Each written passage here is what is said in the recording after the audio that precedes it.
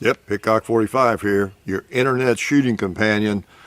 Yes, coming to you from the beautiful hills of Middle Tennessee, the home of Johnny Cash, adopted home of Johnny Cash and Elvis Presley. And guess what? They both did a little bit of shooting, so why don't we do a little bit? You reckon they ever shot a 45-70? Probably. Let's put the safety off and fire this thing. Woo!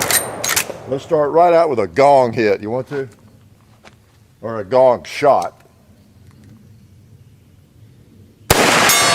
Woo! You never know whether it'll be a hit or not. I see a propane tank. We have another round. I'm going to go for the gong again. Man, thing holds 5. To be so short, that's pretty amazing, huh? A little 5-shot. That holds more than my Marlin guide gun, you know, with a longer barrel. But it has a shorter magazine. Hence the 4 rounds versus 5, right? So, yeah. Home of Johnny Cash, adopted home, and Elvis Presley. I know Elvis was a gun nut. Did you all realize that? Talked about that before if you didn't know that. In fact, he loved the Python. He loved Colts, I think. He liked a lot of firearms and actually shot a lot. Okay, it wasn't a deal, I think, pretty sure, where, well, I got lots of money. I've always wanted a couple of guns. I'll buy some guns and see what that's like. He really, really liked firearms. Okay. So I actually talked to somebody who was a relative of his one time, knew him, and telling me about all the guns he had. This is back before I even knew he was into guns. In the 70s, early 70s, I'll talk to this guy. And supposedly actually a relative, he went out and shot with Elvis and that kind of thing. And so he was a gun guy. And Johnny Cash was in some Westerns. And I just can't help but think he probably enjoyed touching off a few rounds. I don't know enough about his personal history to know that, but I would guess he probably enjoyed that, you know, when he had time, because he seemed to have a lot of cowboy in him, you know. He kind of did, and seemed to be a great fellow. I think I told you once. I can talk about that now a little bit. I taught his grandson, who was in my class years ago. And he looked like, I thought, looked a lot like Johnny. And I haven't seen him in years. May look more like him now, but he was a really, really great kid, creative kid, and just a neat guy. So anyway, enough on that. What am I going to talk about today? Anything of any interest, substance whatsoever? In other words, something different, maybe. I don't know. Sunday shoot around. If you're new, and I know some of you are, and welcome to the channel. Again, thousands daily. These are mostly yakking, some shooting, some talking about guns, and I'm going to shoot this thing some more because I enjoyed the 45-70. If you don't know me yet, I like big bullets like that. Okay, 45-70. It's been around a while. 1873. Used on buffalo and everybody in between, whatever that meant. And it's a new gun, though. This is the Marlin STP. I've had it, how long have I had it? I don't know. I have to look it up. I keep records, 15 years or something. And one of 500. People are always trying to buy it from me. And I just don't want to let it go. This is a nifty little pocket 45-70. I've even extended it with my extender. So anyway, I don't know. What am I going to talk about? I'll talk a little bit more about that firearm maybe. And a lot of people use that. So we appreciate the help. Ballistol, Talon grips. And let's see. You all. You are the most important sponsors because you watch the craziness, don't you? So before I go too far, I wanted to remind you, I was in a gun shop, a lot of travel around yesterday. I hit 2 or 3 different gun shops. I was down around Murfreesboro, popped in a couple. And I found a new one, Smyrna Gun, I think it's called, Smyrna Gun Shop, whatever. Good folks.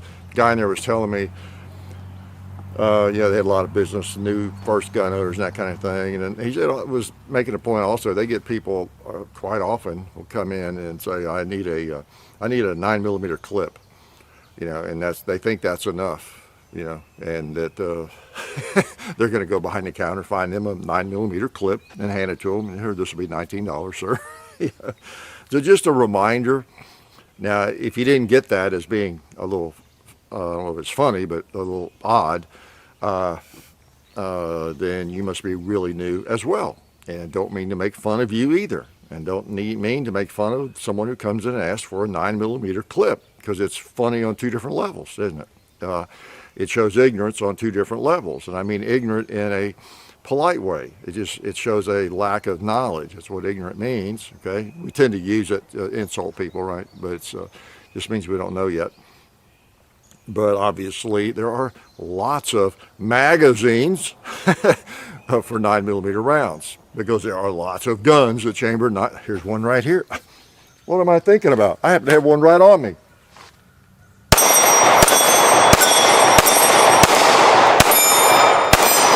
That target. Yeah, my little Glock 43X. It chambers. I better reload it because I don't have a lot of ammo with me, but I want to be ready in case a zombie wanders onto the property and here I stand unarmed and this gun's not loaded or something. But obviously that indicates that there are some new folks, and we don't want to make fun of them. We want to help new shooters, welcome new people. I mean, what are we doing if we're making fun? I mean, obviously we get maybe that's just guys. That's just us sometimes, isn't it? We get a little humor at the expense of others sometimes, right? How's that for an understatement? Often we get a lot of humor at the expense of others. Ignorance, okay? Which we shouldn't do so much, right? But we really want to welcome new shooters and not make them feel dumb, not even make them feel ignorant and uneducated about firearms, even though they are. It's the same as you and me going somewhere and, as I've said before, I don't know, shopping cameras or computers or something maybe we're not as familiar with. Trying to think something new under the sun that we're all trying to learn all of a sudden. But, because I've been in a lot of those places with cameras and computers and different things, and done a lot of learning, a lot of shopping and studying before I buy. But I think we've kind of plateaued a lot on some of the consumer items. We've reached a maturity to some extent where the camera that you're looking at me through, you're kind of staring through the other end of this camera I'm looking into. You can get a really nice camera like this, for well, it's not a reasonable price, but it's doable, and it's high def, and you don't have to do 3 years worth of study. You have to make sure you get the right one. There's a lot of them that are pretty good, and almost any of them will do, and some are just a little bit better than others, have different features. And kind of same with laptops. You go buy a laptop or a computer, and based on what you pay, if you're going to go pay $1,000, you're going to get a nice one, right? Or $1,500. You almost don't even have to ask. It's going to have everything, plenty of memory, and all that kind of thing. It just depends on what it is. But anyway, with guns, it's just different. People are starting at square one.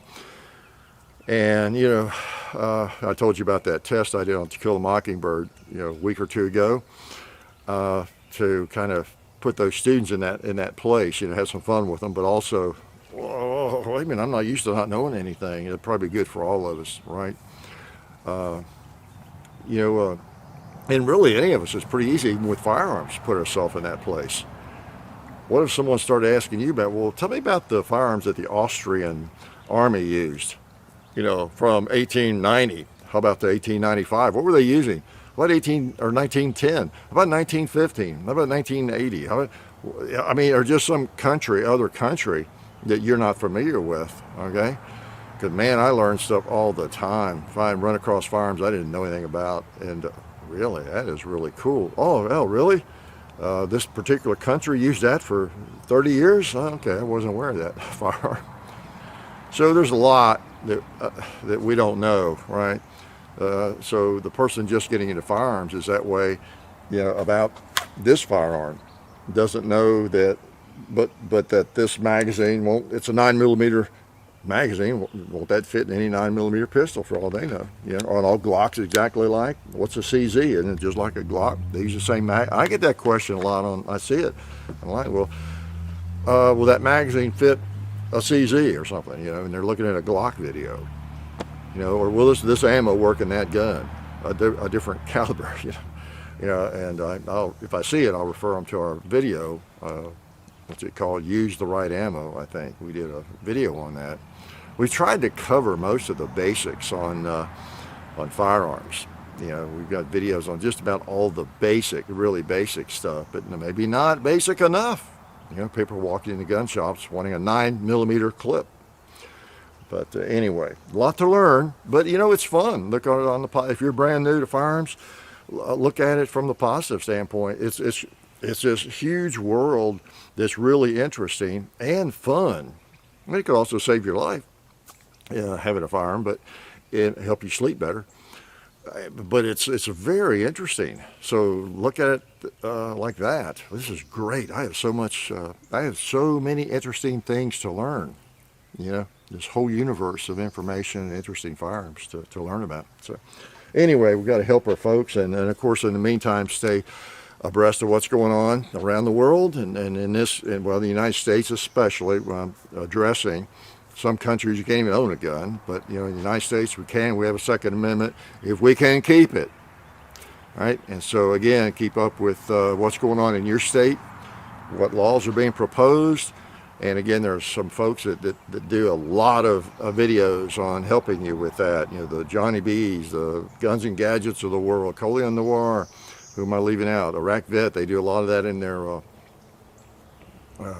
do they call it? Their gripes, gun gripes. You know, they do a lot of that kind of thing. And probably Mr. Guns and Gear and everybody. So everybody's cajoling you and trying to admonish you to stay up with it. And then there are some folks like these I mentioned, and others mention them, that make it a habit, a good habit, to almost daily do a video on what's going on in the Second Amendment world. So keep up with them, okay? You know, sensible people, right? What else was I going to talk about? You mind if I talk about myself? I hate to do it. I was going to tell you about my hunting experience. I had a note about that. I've never shared. It came to me this week. I was thinking about something. Yeah, I don't hunt, as you know. And I say that. I was, who was I talking to? It wasn't a game warden. It was somebody, law enforcement. I was talking to recently, but I was talking about how I don't hunt, and I make it a big deal to I don't hunt. It's like I don't smoke, or I don't drink, or something. You know, it's like, you know, people that say that. And not that I have anything against it, but I make it clear that I don't hunt, and I've done that for a long time, especially since owning my own property. Okay, in 83, I guess, where I owned my first piece of property. But even before then, I've made that point. But I did do a little hunting in the early 70s. But to back up, the reason I make it a point that I don't hunt, because I really don't, and have not in 40 years or something. Because I don't like some of the game laws, and I'm not even familiar with them. But I know there have been game laws, and you all know them better than I do if you hunt, where certain seasons of the year, you're not even supposed to be in the woods, maybe that may have changed since the carry law, I don't know, to some extent.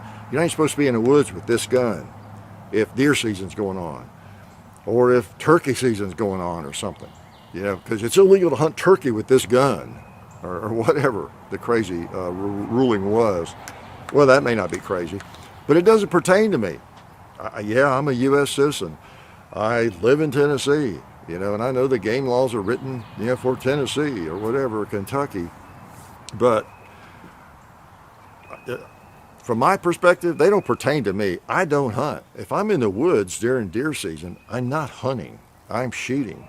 I'll be a poor hunter because I'm blasting a rotten stump or something. I am not looking for deer. So, like, get out of my face. Don't even come near me. Don't come to my property for certain. I am not hunting. I don't hunt, you know. If I want to carry this 45-70 out, with 5 rounds in it, I don't know, is that illegal to have 5 instead of 3? You know, I know just enough about the game laws to be dangerous, but I don't really want to know about the game laws, because why? I don't hunt. That's your business, okay? You come down on the hunters if they're carrying too much ammo, they've got the wrong chambering, the wrong caliber, the wrong gun in the woods, the wrong time of the year or something. I couldn't care less. I might be out in my woods or even a friend's woods with a machine gun, with this pistol, with this rifle, with a 8mm Mauser. You know, I don't care what season it. I don't live by the hunting seasons. That's somebody else's business, somebody else's thing. Okay, so and I'm happy to end up having to tell the judge that and remind him, and I've got it on video and I've got it documented. I don't hunt. All right, so I don't want someone else's hunting laws interfering with what I do, my fun. Okay, there might be some laws about you can't be in the woods when the leaves are out carrying some kind of special knife, because somebody uses those knives or those clippers to trim the leaves off of some rare tree, and they're trying to control that. That's your problem. I'll carry whatever knife I want. I don't steal leaves off a tree, and I'm not looking for game when I'm out there in the woods shooting. I'm not hunting. So anyway, just so you'll know, that's kind of my stance on it. Maybe I should take this clip out and save it, in case I'm ever arrested by because of violating a game law, ruling, regulation, whatever it is. But anyway, that's why I make it a point I don't hunt. It's not because I have anything against hunting. I did hunt. Yeah, I was always going to tell you.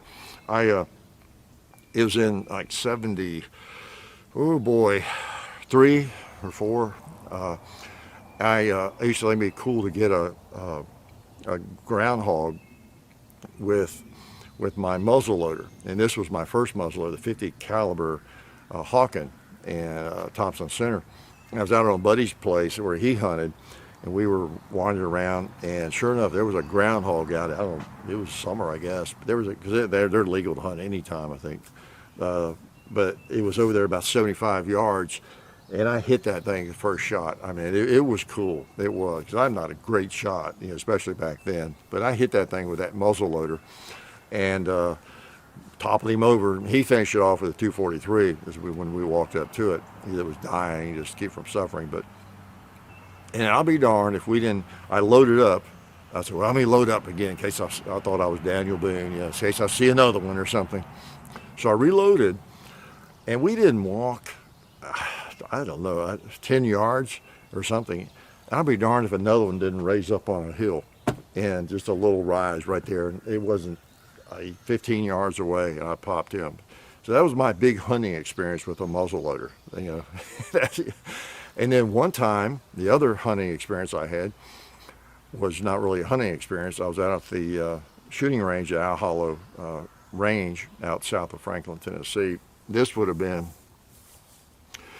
74, around the same time. I had my Model 29, 8 3/8, and I was shooting at metal targets out there, buffaloes, and ironically or coincidentally, they had the first berm out there were groundhogs, little metal groundhogs like the ones I've got. You haven't seen those for a while. We hadn't had them sitting up, I guess, but they're little knockover groundhogs.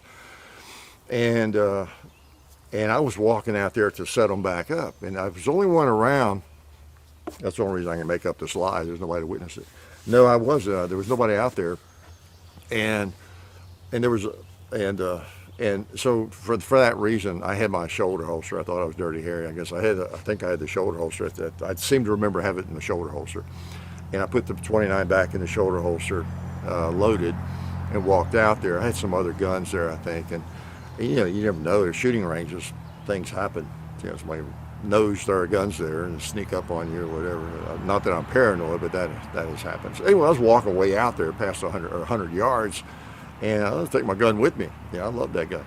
Still do. So I get out there to reset the groundhogs on the rail or whatever they were sitting on, and there's a berm behind it, big berm, dirt berm.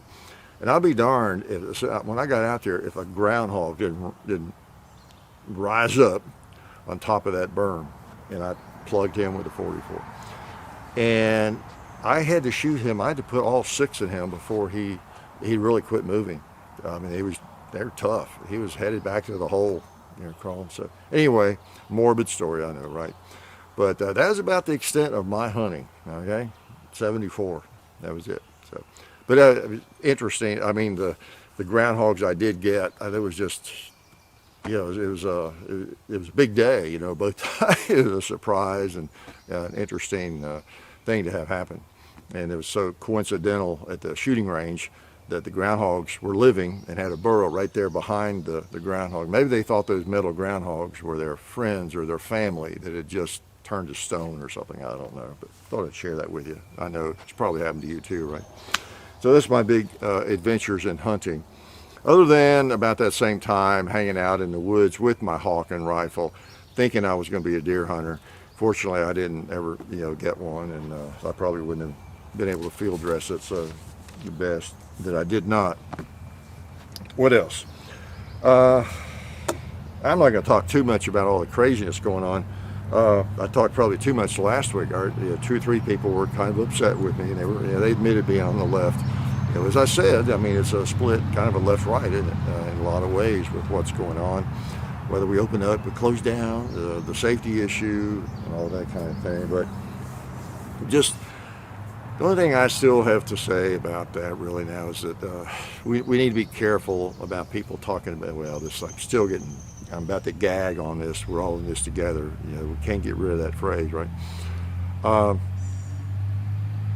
In this business of this being the new normal, getting ready for the new normal, no, I don't want a new normal. We do not need a new normal. We need to get rid of this weirdness as soon as we possibly can. And in the talk of safety, everybody, commercials and everything else, for our safety or for your safety, for your safety. Well, you know what this reminds me of? Like I said last week, the gun banning Nazis, what do they talk about a lot? Safety. That's their new mantra. It's in the name of safety that we want to restrict your gun rights. We want to take your guns away from you for the safety of everybody. So, like I say, they're falling right in line. So we have to be careful of that kind of thing. Yeah, we still want to be safe and literally, and not get sick if possible. But by now, you know the stats. You do a little research. You know where the stats are coming from, and you know how safe you are or how dangerous your environment is. You should know that by now. Do your own research, just like everything else.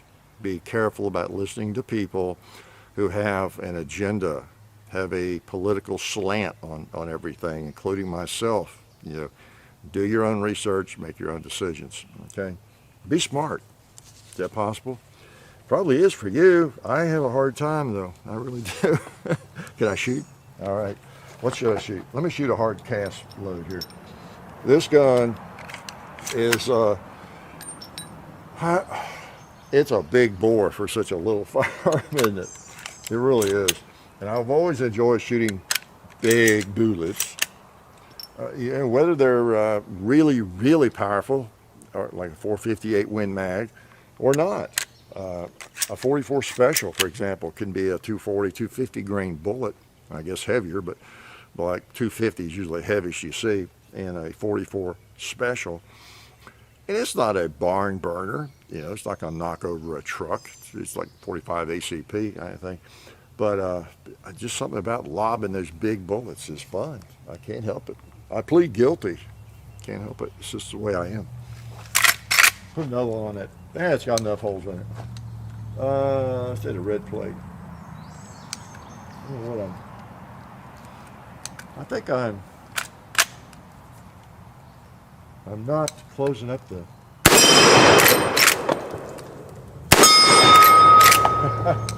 I'm going to try the coffin over there.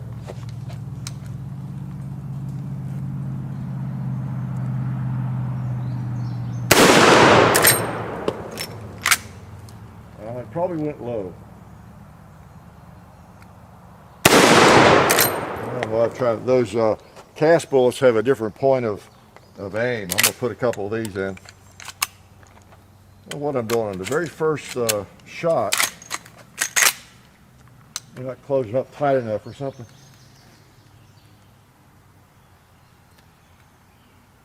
There we go. Popped him. I'll go to the gong. Yeah.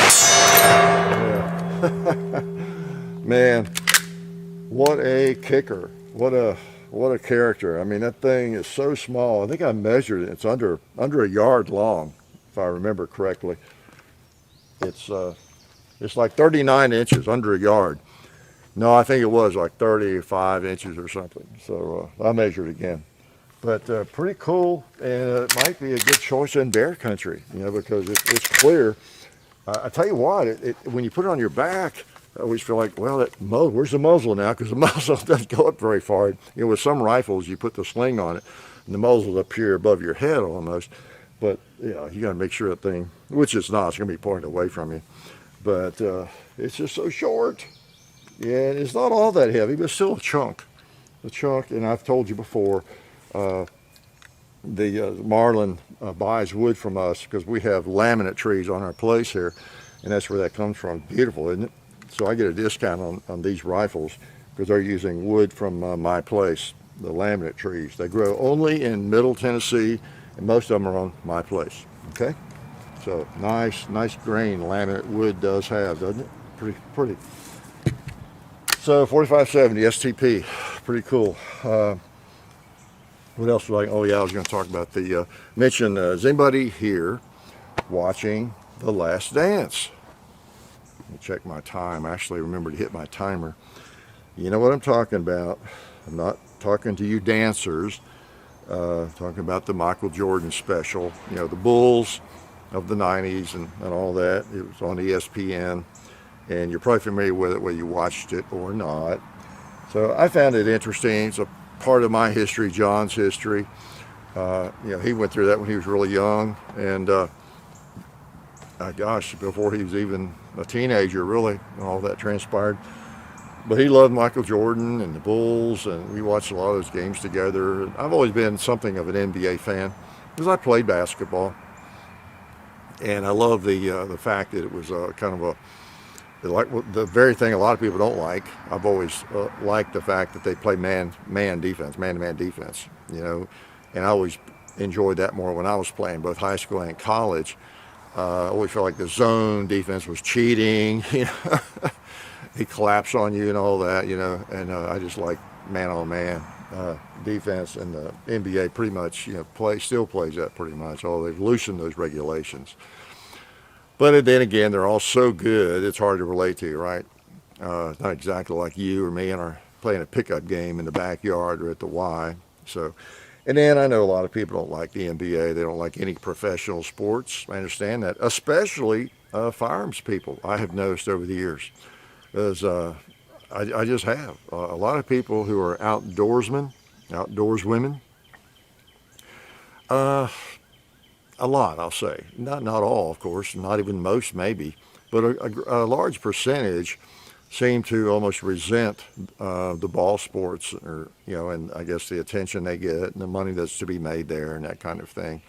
I don't know, or they're so busy in the woods hunting and doing their thing, fishing, they just don't really care, can't relate to it, never played themselves, and can't relate to it. And I understand that, as seems to be the case always. I always have a foot in every camp, gosh, I mean, just in so many different areas of my life, I've had a foot in the water here and the water there. I love the outdoors more than anything, and shooting, but I did play basketball, so I was involved in that culture in a major way for a period of years, both in high school and college, and just the pressure of it, and working at it hard, and actually got to a pretty good level. I averaged about 20, just under 20 points a game, double figures rebounding. So I had averaged a double-double, for a couple of years in college. So I was at a level where there was pressure on me, and I played almost every minute of the game in college, which is kind of unusual by today's standards. It would probably been better if we'd have subbed it a little bit more, but I was out there the whole time. I was tired of guys. It seemed like I rarely went to the bench unless I got in foul trouble. So I was immersed in that world, and so it was always interesting to me, and the guys that were playing, you know, in the pro level when I was in college. I had fantasies of playing pro. That's another story I'll tell you sometime. But, you know, I had fantasies of that myself and everything, so I followed it and enjoyed some of that. But anyway, and of course, some people just don't have an interest in it, right? You never did it. You know, you can't relate to that at all. Then again, as we know, human nature, there's some people who hate pro sports. Why? Well, it could be racist, right? But some people hate it because they're just envious of people with that talent, the attention they get, the money they make, and all that sort of thing. And then, of course, when some of them speak out and maybe say idiotic things, that makes it even worse. But you got all that wrapped up into it. So a lot of reasons not to like professional athletes. And a lot of it, though, I think comes from envy of some sort, whether we realize it or not. You know, we just have, there's just something in human nature that a lot of people suffer from the disease of envy and jealousy. Let's face it, right? We all deal with that to some extent, and some people do not overcome it, and they make no bones about it. And they pretend it's some other reason, but a lot of it is just sheer envy, you know. And it's just like my discussion about people talking about rich people or whatever, you know, a few weeks back. It's a lot of it just falls under that category on some level. But anyway, it's interesting. I was thinking about that as it wrapped up the last dance. And well, for one thing, it was very interesting because I watched all that and lived through it, and you know, some of the behind the scenes stuff, and then just Michael Jordan's a very interesting fellow, no doubt about it. Man, talk about driven to a fault, really. I mean, he's just so driven.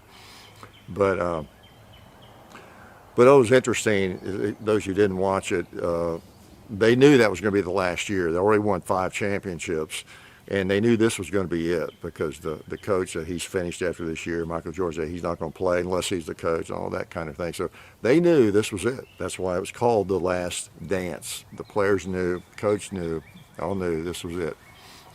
And it just struck me out how cool that was, though, that they knew it. It's sad on one level, but then on another, it's not, because they knew. And I think Michael Jordan even talked about that to some extent. One of the players did. So in knowing that this would be the last preseason, you know, this is workouts, and that this was going to be it, and it enables you to savor that, you know, more, because they've been doing this for years, right?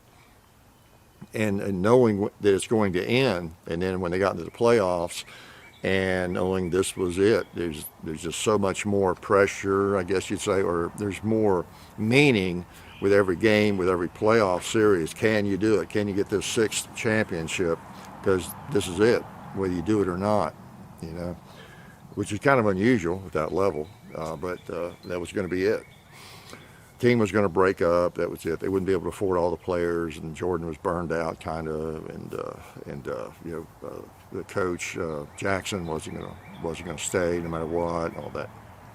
But it got me thinking about my last dance, how fortunate I was to know when I was teaching, which is a lot like professional sports, right? Yeah, similar salary.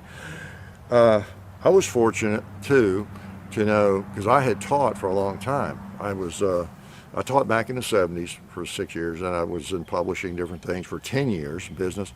Then I came back to teaching in 1990, and I taught for 23 more years at the same school. It's a private school in Nashville. I taught for 23 years. Kind of the same subjects, and for the most part. Yeah, pretty much. And so that's a long time. For you that don't know, that's over 2 decades, 23 years.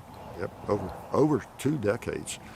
And I had taught some of the same novels for them. We switched around some, but I taught the same novels and a lot of the same content for most of that time. Some of it for all that time. 23 years, every year. Now, that might sound boring to you, but it's like going out shooting every day if you do. It's never boring, and you're always shooting a different firearm, right, or something different, a different target or whatever, a different day. You have different students. That keeps it from being boring, believe me. Just having a room full of goofball high schoolers or middle schoolers keeps it from being boring, believe me. If you don't know that, I don't have to tell you that, right?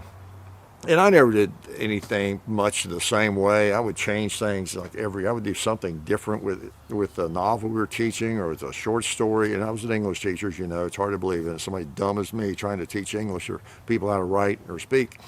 But I was so dumb. I would change things I didn't need to change. But by and large, you learn the things that work well. That work well, not just for me, for the kids is what I mean, that work well, they respond well to, whether it's an exercise or a way or a topic to write about, how to choose the topic, just different things that is going to work because you've tried a lot of different things, and even with different students, this approach works the best, and they're going to like it and they're going to learn from it too, and so you just learn that through experience, believe it or not, even me. And but anyway, I knew because this had been going on, the Hickok 45 thing, for at that point, I don't know, 3 years, 4 years, whatever. And I could see I wasn't going to be able to do both very, very much longer. And take a drink of beer, you don't mind. All choked up. I wasn't going to be able to do both well. Not that I did either one well, but I like to think I was trying to do both well, this and teach. And I just, there were a lot of changes where I was teaching, and teaching has become kind of different, even where I was. And I was, I was beginning to wonder if I was going to be able to do it a lot longer anyway, more than 4 or 5 years more, putting up with some of the crazy stuff. But anyway, I gave him 2 years notice, the long story short. And so I knew for 2 years that this was it.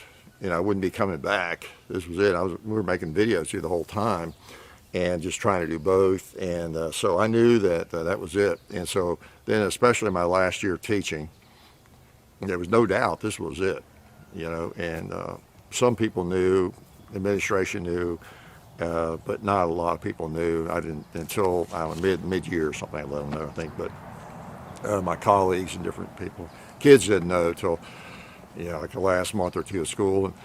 But I knew that entire year, and so it was my last dance, and it was very significant to me. It doesn't sound significant to you maybe, but I really love teaching, and I love the material, the things that we read together, and you really get attached to that stuff. And I love the content. I enjoyed the kids, enjoyed pretty much everything about it, almost. And I've been doing it so long, and I'm at an age where it's not for 25. Well, who knows? Maybe in 10 years I'm back teaching somewhere. But no, not where I was, and not with this going on.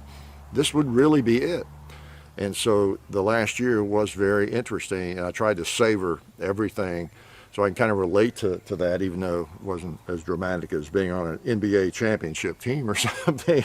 But for me, it was very significant because even in the fall of that year, it was 2012, I guess. Yeah, because 13 was the last spring I taught. But so even in those goofy late summer in-service faculty meetings, that I always, you want to roll my eyes about some of the goofy stuff that would come up in that. If you imagine a faculty meeting, some of the brainless ideas that would come around wasn't too bad, but it was just different. I had a little bit different attitude, knowing this is the last time. I've done this for like 20, or well, at that point, 27, 28 years. I've gone through this at 2 different schools, and it's kind of similar. And this is it. That's a lot of times, almost 30 years of doing that. And this is the last of these kinds of meetings, getting ready for the first day of class, and getting my first day speech ready for the kids. what I expect and different things. And I mean, I remember writing that out sometimes with a cigar. I'd just sit down, at a picnic table somewhere, and during a break or something, and lunch break, and write out, okay, well, I need to remind them of the first day. You kind of set the tone, and just different things like that. Knowing that every step of the way, that was it. And we had summer reading there, so they had read a couple or 3 novels through the summer, and how you evaluate on that, getting that done. Last time, I always start the year with short stories. Again, English teacher, and then writing about a couple of those. That we'd write an essay comparing some of the summer reading characters or something usually, but then some short stories to compare different things. And you also, and I'm sure most of you can relate to this, you get with certain pieces of literature. Now, I know some of you may not have liked your English teacher, but you probably have a short story, or a novel, or something you read somewhere in high school, middle school, college, that you'll never forget, and that actually had a lot of meaning for you, and it just sticks with you. The characters and and everything. Well, imagine my experience living with those, because I was an English major. I love good literature, and I love a good story. And every year we'd read Rip Van Winkle. You familiar with that? Beware the Dog, Roan Dahl. Great story, Beware the Dog, if you've never read that. All Summer in the Day, Ray Bradbury. All 29, 23 years we read that. Even in my other incarnation in teaching, I remember we would read All Summer in the Day, and this was middle school. Just great stories with great messages too. And so they became a part of me as well. I enjoyed them. I looked forward to seeing the students read these for the first time, and how they reacted to them, and the characters. And so anyway, knowing that as we read through those, this is it. The last time I'm ever going to read Rip Van Winkle with kids and discuss it, or All Summer Today or whatever it was. And then the novels. In the fall, we the last 8 or 10 years, we read The Giver together, which is a great book. I know it seems kind of juvenile, and there's a movie based on it, but it was a great book. The kids loved it to death. It's a little controversial, but they loved it. They really did, and I liked it too. It was a great story. A lot of great messages in that. Oh my gosh! Even today, get a copy of The Giver and read it. Now, I know it's a middle schoolish kind of a book, but the message just jumped right out at you for today. Great message. But anyway, so just interesting knowing that was the last time, and I'd experienced so many years of students, the interaction with students of that, and boom, that's the end of that one, And same with To Kill a Mockingbird in the spring. Would read that every spring, and it takes some time because it's a tough book, especially for middle schoolers. And so we would wade through that. I thought it was worth the effort. It was tough, but they liked it. Some of it's very tough reading, but as far as what's happening in the story, being able to follow what's happening, that part of it is pretty easy. It's not as problematic. Some books you can figure what's happening, what did he do? I don't remember that. You got some of that, but mostly you can kind of follow what's happening. It's Harper Lee's narrative that sometimes gets a little bit more difficult for a young person to grasp, or even an old person. You got to get your dictionary out, thesaurus. And that was a very significant event every year. We do projects on it, read it, do all sorts of things, write about it, and students liked it. They really liked it, almost down to the last student. There'd always be a few, but and we'd read a fair amount of it in class. That was one adaptation through the years that we made on a lot of things. It's for a lot of reasons. It's more difficult to assign, read these 3 chapters tonight or that kind of thing, and they don't get it, or you end up having to discuss it so much. You could have read a lot of it. So we did more reading in class, out loud, talk about it as we're reading it. explain things as where I just stopped. I know it was irritating to some ways to them, but we would just let somebody read some, I'd read some, and especially when there was something that needed to be explained, we'd explain it right then and move on. To me, it was like the ideal way to work through a difficult novel, and we did a lot of that, or even a story, just whatever it is. Kind of treat it like a poem, because with really good writing, it's kind of what you get, isn't it? But anyway, so it was interesting the last time through on that and everything else. The poems we read was Annabelle Lee. My gosh, I think I made a note of Emily Dickinson, Successor's Counted Sweet. It's just some great literature, great poetry, and that I have always been fond of. And then they would become semi-fond of it, and a lot of the students would become very fond of it. So that was always rewarding. But that was the last time. And I even brought out my To Kill a Mockingbird. There it is. That's the last version that we read. And I had several copies of it, but that we went through. And it was funny, the last spring, I would, as we were reading in class, and I'd have a student reading, I knew, okay, this is the last time, after 23 years of going through this novel every spring. And I'd make little notes. I'm looking at, in this one, chapter 7, 1255, 3513, the date. Allison is reading, 5th period. I would do stupid things like that. Here's the chapter 10 about the rabid dog. 1253, 3713, 5th period. Juliana is reading, just a student. I just had the feeling, down the road I'll have this copy, and it'd be interesting to look back on it, and know and remind myself of those students. And here I am 7 years later looking at it and reminding myself of those students. Actually, I ran across, that's what got me thinking about talking about this a little bit. I have it had this book in a drawer. I try to keep those novels we taught. I tried to hang on to those, and I saw that. I laid my eye on it a couple of days ago, and I pulled it out and was looking through it, and I saw those notes I had written, there as we were going through that. So some of you probably can't appreciate that, maybe, especially if you don't have any interest at all in literature, good writing.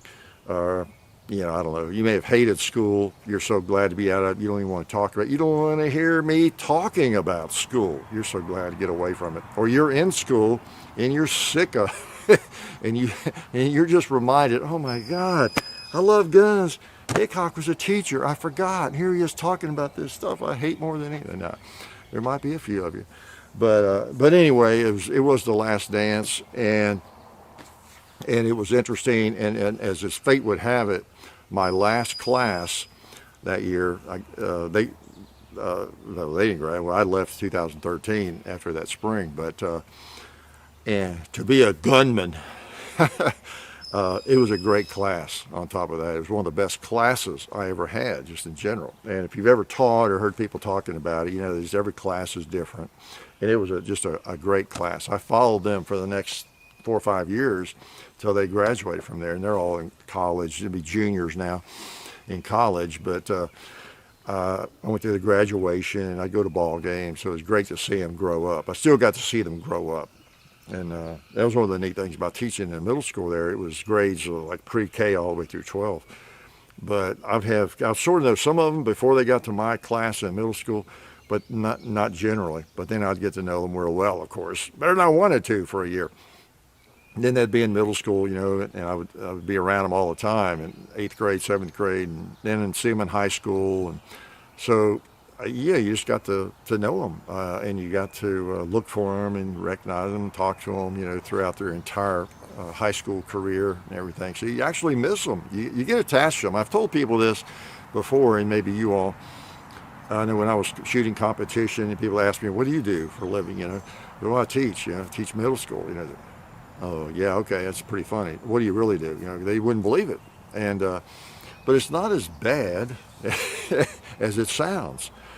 When you're there every day, you're in charge of them. You're in charge of whether they act up or not, for one thing.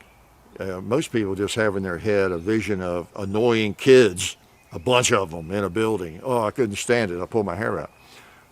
You get kind of used to that, and then you know them all. You know them all by name. You know them all pretty well after a week or two or three or four, and in the whole year, and you become more attached to them, like you to your own kids, or your brother's kids or something. Okay, so even their, I'll not say misbehavior, but even that annoying side is not as annoying because you know them. You know whether they're being smart aleck or not. You know, and just like they knew whether I was being a smart aleck or not. They got to know me. I got to know them. I could say things to them just like I do. You know, I joke around. I'd be careful early in the year, but you know, there's nothing for me to open it, close the door, and get ready to start class, and just say something like, "All right, you ugly kids, or you're the ugliest kids I've ever seen. Let's see if you can learn something, maybe make up for your ugliness or something." I might just say something like that. Well, out of context, you know, that would, wow, this guy hates kids, you know. And of course, I had him convinced I did hate kids, but you know, when you know people and you know they're joking, you can have more fun with them, and we had a lot of fun, really did. But anyway, the last dance, back to the topic, it was interesting. It was valuable. Let me put it that way. I'm glad that I knew that, and I was able to savor every week, every day, every month of that, everything, even the bad parts, the good parts, the bad parts, the noise at lunch and whatever it was, the goofy things that you have as a part of education and everything. Knowing it was the last, and I would never experience that again in my life. It was the end of that, okay? So I tried to make the most of it, and right up through the last day, and it was, you know, sad, that last class, when they go out the door, and they're gone. It was kind of funny too that spring, as they knew I was leaving. I'll never forget one little girl, because they knew about the videos and this project and everything, and I told them one day when I announced, I was like, I'm going to be leaving. Of course, they wouldn't have had me the next year anyway, necessarily, but they still were perplexed a little bit. I said, I can't do both. You know, make do videos, do this thing, and teach and everything. I got to make a choice here. And I remember one little girl said, "Mr. So-and-so, so you're leaving us for YouTube?" You know, so well, it's not quite that simple. They didn't understand the work and everything involved with it. And I remember the day the topic came up again, and I said, "Well, tell me something, folks." I said, "Who is anybody in your family or any of you all? Does anybody do a lot on YouTube, for example, or social media, anything? Anybody have like a big following? Anybody got at that time, you know, has anybody got a YouTube channel? Or anybody you know in your family or friend that's got like 10,000 subscribers or something, or 50,000? Anybody that you know?" I was trying to find somebody, and so they might be able to relate to just the amount of work and everything goes into it. But nobody did. Nobody had like 1,000 subscribers. So there's no help, you know. So they just couldn't relate to it. They just couldn't relate. You know, it was funny. It was funny. These kids who were supposed to be so computer savvy, technology savvy, they just couldn't relate to that. And that's another topic too, because I taught computer enrichment from the early days, and yeah, they're kind of computer savvy, but not in a lot of ways. They weren't. So. Anyway, it was nice knowing that was my last dance. I really enjoyed it, and I got more out of it. And yeah, but yes, the way it goes. Lots of times we don't know. Most of the time, right? We don't know when our last dance is on any given thing. It's rare for, you know, even somebody doing what I was doing, teaching, or I guess kind of rare, not necessarily. Yeah, once you get to a point where you know you're going to retire, it is. But lots of times you don't know. You decide in the summer. That's what I did my first time. I didn't know that was my last year teaching. I thought that would be probably the only time I'd ever teach in the 70s, and I didn't decide until in the summer that I'm going to do something else. You know, for different reasons.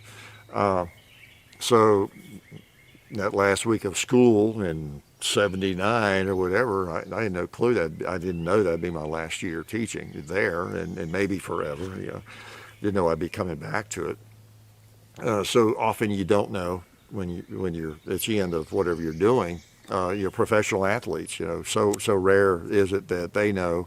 That was one of the cool things about about Jordan kind of knowing. But then a lot of really good athletes They stay too long, right? Because they love playing. They love playing. And from our perspective, like, we would like to see maybe Brady go out on a Super Bowl win, okay? But you don't know that will happen. He might love the game so much. He may win another Super Bowl in Florida and then want to play 2 more years and have very average years. He loves the game. It may not fit our narrative. Well, that's not fair, Tom. We would like the story to end now, that you win a Super Bowl and go out in a blaze of glory as the GOAT for sure and all that kind of thing. But it doesn't always happen that way. Even Jordan, he wanted to play again. What was it, a year or two? He comes back and plays for the Wizards. And, he just loved the game. So you can't hold that against somebody. But so often we don't know, this might be my last day on earth. You don't know, or yours. We don't know when it's going to end. You may get fired from your job if you have one, in 2 weeks. So quite often we just don't know, do we? We don't know when it's our last dance. So, hence, we should live every day as if it's our last dance, right? Yeah, we really should. So anyway, I took a long time on that. I'm sorry. I apologize. But I do get a lot of questions about teaching and what I taught, what I did, and where I taught, all these kinds of things. So I thought I'd talk about it one day. It's my Sunday shoot-around, okay? So I can talk about what I want. And I think I'm going to run out of time. I got time for a couple of shots. Can I shoot a couple more? You know what? I think with these hard casts, I can shoot something a little closer and I won't destroy it, because they're not as hot as these federal hunting rounds. So I'm going to blast a hog, even though he's pretty close. Boy, this would do it, wouldn't it? 45-70. From right here, that would do it. Built me a propane tank. I'm going to kill me a plate down there. Oh man, I think that's all I put in it. 45-70. Yeah. That's terrible. And I quit teaching so I could shoot more. Pretty funny. Yeah, what else was I going to talk about? What have we been shooting? Oh my gosh. Oh, I don't know. Actually, this week we've not done a lot in the way of video. It's been raining most of the week. And so I've just been messing around, kind of cleaning up and trying to catch up on some things. So not done a lot of shooting this week. Shot some arrows. I try to do that every couple. Now that I'm back into it, you really want to do that you don't want to miss too many days. You want to, ideally every other day or something, I think, is to, get the bow out, take some shots. And that's always good. I don't know if I told you last weekend, we went out to, I posted some pictures. Yeah, we went out to and shot in some buddies and I in a 3D shoot in Buck Hollow Bow Hunters Club. Yeah, it was fun. We shot out there in February before the big shutdown of the world. And then there were several great archery matches that were closed down. And it was a shame. There's a great one at Twin Oaks Bow Hunters, not far from me. And I always look forward to that when I'm shooting, when I'm back into it. And how do you turn this thing on? Okay. And it was, of course, closed, like everything, with Knob Creek, the Tulsa Gun Show, everything in April I was planning to attend was shut down. Knob Creek machine gun shoot and all that kind of thing. So it's just been that kind of spring, hasn't it? And I'm sure you've had the same experience. You've been locked in. I can't complain too much. A lot of the events I wanted to go to were shut down. But I wasn't shut down. I was able to get out here and shoot, and do some videos. And so we've had a pretty good spring in that sense. Posted every day in April. You still owe me for that.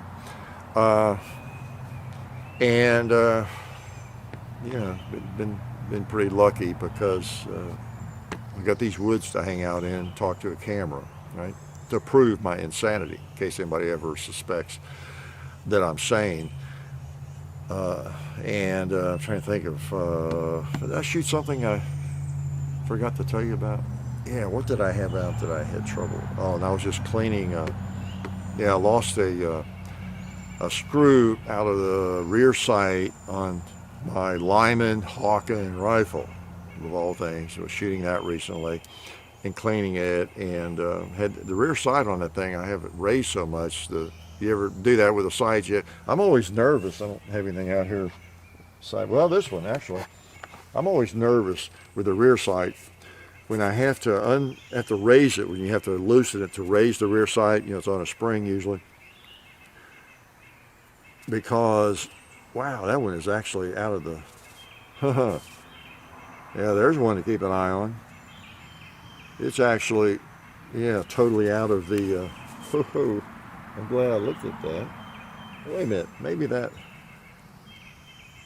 actually doesn't go down into the barrel. I'll have to take that whole sight off and take a look at that, because it's definitely not even touching. Maybe that's designed so when you screw it down, it just puts pressure against the barrel. I don't know. But anyway, with a lot of sights, you've got a screw in there, and you loosen it to raise the rear sight. And if you go like a Smith & Wesson revolver, most of them, and you get it too high, you got that screw just barely has a bite into the metal, and you can just come on the rest of the way loose, and then you lose the screw, and you're sunk. But anyway, I went on the Lyman site just I think it was last night. I said, okay, let me see if I can find this screw. I'll probably never find this screw, and to go to a gunsmith or try to find one or something. Well, I just Googled it, that thing called the internet, Lyman rear sight screw or something like that, and bang, took me right to their site, their page, and a listing of different parts for that rifle, that muzzle loader. And there it was, the sight, spring, whatever you want, the screw to the rear sight. And I ordered one, $168 or something, so hopefully it's on the way. Excuse me. It's a great world we live in with the internet. It makes life so much easier. You folks that are too young to appreciate life before the internet, I tell you what, it's just amazing how quick and easy it is to do so much. It really is.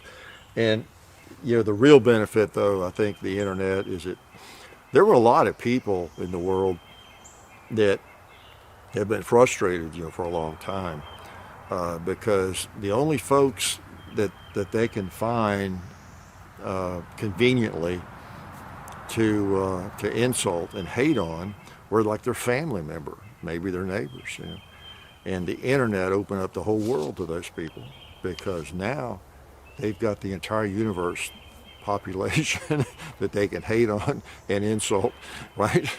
Wasn't that funny? But the internet's pretty cool. It's pretty cool, no doubt about it. One thing about the novels, and again, I was really immersed in the technology, and one of the technology leaders where I taught, believe it or not. And I've told you about the laptop program and everything, but ironically, I think my last 8 or 10 years teaching, there's so many things you can do. You can pizzazz it up, like teaching novels. There's so much on the internet, and we did a lot of that too. But so much of the time I spent my last 2 or 3 years, and all the kids had laptops, and they never had problems much with them. We were to the point there where they just didn't have much problem with them. But so much of what, and it was great. I did literary terms, and I would keep vocabulary lists on this book, different things, and give it to them ahead of time to watch for it. And there were sites for that, and I would just send it to them, and we'd have a place where they could pick it up, all that kind of thing at school. Just a drive that they had access to, and we did, and all that stuff then. But so much of the time, I spent we did with a paper novel in hand, and highlighting and talking about and reading together, and just discussing the ideas, the concepts, the lessons, the moral lessons, the various lessons that are there to be taught, and to be gleaned and be inferred, and and just really with a novel in hand. As I told you, I had a neat little chair, a roller chair. I'd walk around the room a lot, but I'd also get in that chair and roll around in the front and around. I could go up and down the aisle if I wanted to, and I just kind of get down their level, and we just talk about that novel. And I really, when I think back of teaching, those are the kind of the fondest moments in a lot of ways of the actual classroom experience, more so than the glitzy PowerPoint. Yeah, really. And I think they seem to get a lot out of it. A lot of them did, I know, and I think it worked really well. So it's funny, I didn't become anti-technology my last few years, but I just kind of got it all in better perspective, and I understood better how we were, and I've talked about this a little bit, I think, with wearing people out with PowerPoint presentations, but I just had a better perspective, and kind of went back old school a little bit more, and didn't care if somebody thought that we weren't using the laptops enough. Hell, I was the one that put it together, the whole program for the most part, and I'd help. But I mean, so I just got to the point where I had it in better perspective, and anyway, good days. I hope that I'll wrap up here. When I say wrap up, that's good for another 20 minutes, right? No, I won't do that to you. But I hope that if you're young, that you get into some career, you get into something that is rewarding, that you can really enjoy, sink your teeth into, you can enjoy, because I did. I was very, very fortunate, I guess. A lot of it was my own choice. And I enjoyed both stints as in teaching. Then I was in publishing and book distributors, different things. The other 10 years I was out, or 11, and there was a lot of good times in that, and I learned a lot about business and different things. But that was a hectic, and it was a different sort of time. But that was very interesting too. I probably learned more about the world. And but when I think back of what I did, like if this is my last dance today, I think back on teaching as being one of the most valuable things I did. That was kind of my contribution, because I enjoyed it, and I think the kids, for the most part, got a lot out of it, and it was great fun. I looked forward to it. Never there was a day that I felt, oh gosh, I got to drag out of bed and go to. Never. I was there early, and I enjoyed it, and I look forward to seeing the kids. Really every day. There were some knuckleheads, let's face it, there were some knuckleheads. And there was a year or two, we had a heavy dose of knuckleheads, I remember. But you deal with it. I was a knucklehead when I was in middle school and high school. I was a knucklehead in a lot of ways, so I could relate to that. So I had a lot of patience, not too much. That's part of the problem. We have too much patience, I think, with too many. We have too much patience with people sometimes, and they need some discipline. But I had a couple of years of some knuckleheads that were kind of problematic. But for the most part, 98%, I really look forward to them. And it was, most of the problems that are experienced in a classroom with kids, it comes back on the teacher for the most part. It really does. Not able to handle the kids. Now I know in a lot of schools, it's really a difficult situation, so I can't speak to that. I was in pretty good situations. It can be really difficult. I realize that. I did not put myself into that situation because I knew I would not teach very long if I did that. But then in a lot of situations, there are just a lot of people who have a hard time handling teenagers. They just really do.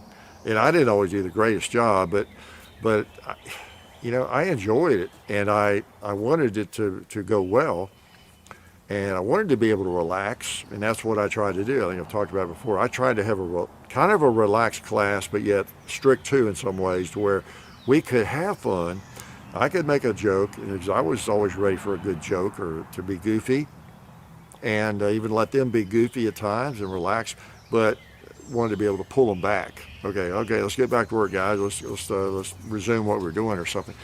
And you can't do that if you don't have control of them. You can't do that. So you can think about classes you've had, teachers you've had.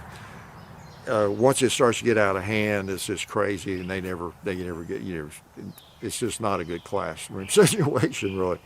But yet, to me, the ideal class, and I've been in a lot of classes myself, is where we can have a little fun, and we can not take it 100% seriously every minute. But when it's time to take it seriously, okay, it's time to get back to work, that kind of thing. To me, that was the ideal, and that's what I tried to do. And I think that's why there's a couple of years I was telling you about. One of them was like kind of early in my second stint teaching, and then about 3 or 4 years before I left, there was a class that was really kind of a challenge. And that's why it was a little more of a challenge, because that's just the way I wanted to operate. I wanted to be able to relax. I wanted to be goofy at times and be relaxed at times, then get back to work, and that's just the way I operated. And that worked 99% of the time. With those two classes, there were a couple of sections where that was so hard to do. I almost had to be Arlie Ermy, during those particular classes in order to get through it, because they just couldn't handle even a minute of relaxing or 10 seconds, or of a joke. I couldn't crack a joke or anything. That we had to stay right on it. So that was rare. That was rare.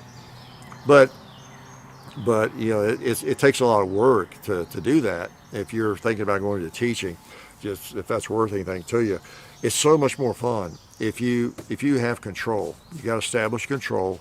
Let them know you're in control. I was a little bit like Jekyll and Hyde. They would see the Mr. Hyde occasionally, because as I would get, nope, sorry, we're going too far here. And I would warn them at the beginning of the year. So look, I'm very laid back, and this, we're going to do this, and this. And you don't want to see the military side of me. Not that I've been in the military, but I can be the sergeant here too, and that's not as much fun. And you don't want that for an hour every day, So, but anyway, it's a great experience. I hope that back to what I was trying to advise you on, that you can get into a career. And even if you're 40 years old, everybody's changing careers, it seems like every few years. Hope you get into something that you really can sink your teeth into and enjoy, and it's rewarding for you, regardless of what it pays. Because I didn't make much money teaching, but it was just very, very rewarding and a lot of fun. And it's one reason I stayed with it 23 years my second time in. I really didn't expect to do that. I expected to go back into business, but I didn't. I just was enjoying it too much, and it got to where I thought, I think I'm just sort of cut out to do this. It was just because I'm sick enough that I enjoy it. My gosh, you talk to somebody who enjoys going into a middle school every day. We had about 300 middle schoolers. That's a sick bird, man. Somebody enjoys that. So I decided at that point I'm going to stick with it, and that's what I did. And that reminds me too, doing the video, this was been years ago, as I load this gun, as I think about teaching, somebody made a comment on video. They knew I was teaching, said, man, I bet that's just so much relief. That's such a stress reliever, I think is what they said. That's got to be such a stress reliever after teaching all day to come home and be able to shoot. He was just serious and just pointing out what he thought was an obvious fact, And I set him straight right away. First of all, I said, well, I don't shoot as a stress reliever. Yeah, sure, it's relaxing, it's fun to do. But I only made it sound a little bit too much like, I'm gritting my teeth and I'm thinking about these terrible kids, and it's been such a horrible day. I got to get home and blow something away with a 44 Magnum. And I let him know pretty quickly, no, it's not that. I never shoot to relieve stress. Teaching is not that stressful to me. It might be to some, but that's not a good image anyway.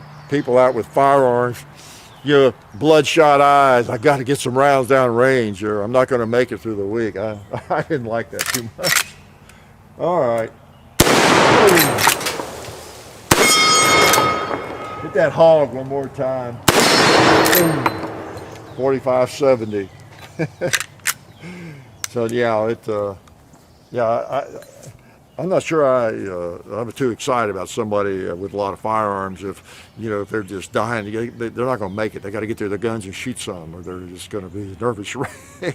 That's not a comforting thought, is it? All right, I talked too long, talked too much, anyway, I've given you a little piece of my autobiography, I guess, here, and I don't know if I had anything else important, anything important, period, really. Yeah, I don't know. So we'll shoot some more this week. I'll let you know what we've been shooting. You'll see the videos, and this week you saw some Glock action, 10mm, right? And what else did you see? You saw the Python, comparison. I told you last week that you'd be seeing that really soon, with this bullet I dropped. So I think I've explained pretty thoroughly the saga of the Python, and we still have a 4-inch version of that around here. We'll be doing video with and everything. And what else? And we'll be posting the Carcano Model 38, just like Oswald used, right? So we'll be posting that probably this week. And I was going to say something else about, the pronunciation. I talked about that in the video, I think. I think I butchered up the pronunciation of Carcano so many times. Well, everybody does, but I think it is pronounced Carcano. That's the way Ian pronounces it, so that's got to be right. Carcano, right? I looked it up. It is Carcano, but most people call it the Carcano. I think I was calling it the Carcano in the video, even Carcano. So just ignore me, whatever I call it. I know how to pronounce it. It's really supposed to be Carcano, I believe, and then most people they'll call it Carcano. Some call it Carcano. Some call it Carcano. I think I called it that some, but I was set out to do the video and pronounce it correctly, like Carcano, because I was talking about this last week, sorry, because I don't really, it's not ingrained in my head one way or the other that much, because I've never had one, hadn't shot one or anything. So I could pronounce it correctly, just like Ian, and I could act like I'm as smart as he is, at least on that, right? So I could have done that, and John and I were talking about it, and I said, it is Carcano. Ian knows how to pronounce it. I looked it up and everything. I said, but everybody, gosh, the museum pieces you see, videos at the NRA museum or around there, everybody calls it the Carcano or Carcano. I said, I don't know. I'll probably just go with that. Even though I know it's wrong. It's kind of like Garan. I know it's Garan, as I pronounce his name, but 98% of the world calls it the Garan, so I'm just going to be another one of the 98%, I guess, But anyway, the Carcano is an interesting piece of history because of the Kennedy assassination, and then because of Italy, they didn't care about they probably didn't even know about the Kennedy assassination back when they were using that rifle in World War II. Probably hadn't even heard of it. You reckon? But it has a lot of history, like all the battle rifles, all the military, the infantry rifles and everything. And so I'm glad to have been able to fire one, and you'll be seeing that video soon. I've already returned it. Appreciate the fellow lending that to us. And, what can I say? Shooting is fun, whether it's a historic military rifle or it's a modern lever gun like this. Bang! You'd go right through that persimmon tree I'm looking at.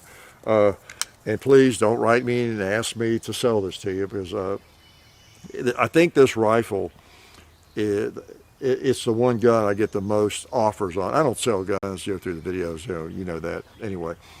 But I might sell something, put it on Gunbroker, or send it to eGunner. I've done a few of those, let them go, but I don't do that. That's not why we do the videos.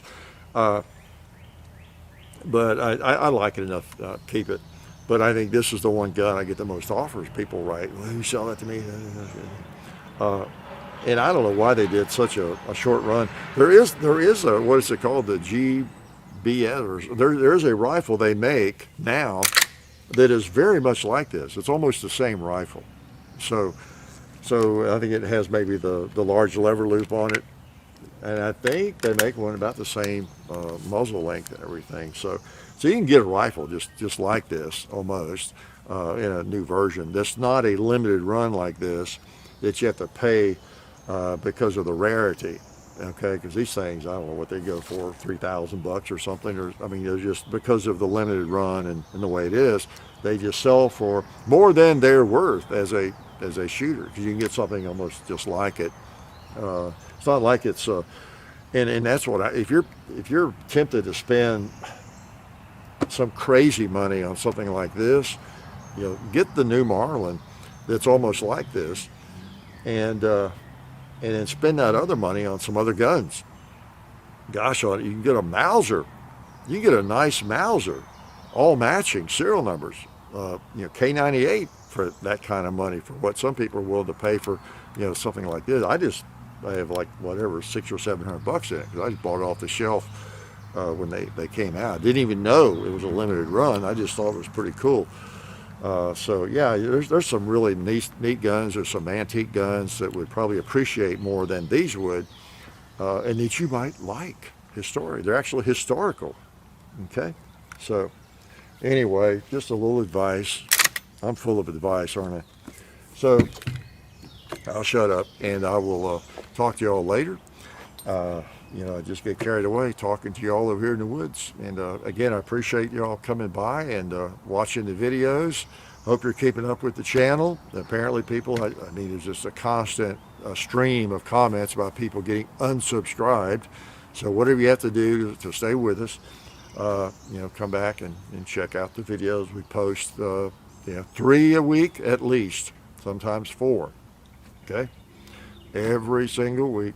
I run into people all the time that recognize me somewhere and want to talk about videos and say, well, yeah, are you still posting? Did you post this week? Yeah, 3 every week. Yeah. So a lot of people, again, don't go to the home channel. They just wait for recommended videos, I guess, or something. And so, yep, we're here at least 3 times a week doing stupid stuff. So it's your job to find us, all right? I think it's called Hickok 45, and you know the YouTube address, right? So I'll leave you to your own devices. Hope you get to shoot something this week. I hope things are opening up enough in your neighborhood where you feel like life is a little closer to normal. I think that's happening as I speak, and I know it's happening. It's happening in some places where the government doesn't want it to happen, right? But the people are speaking. So let's shout out. Life is good.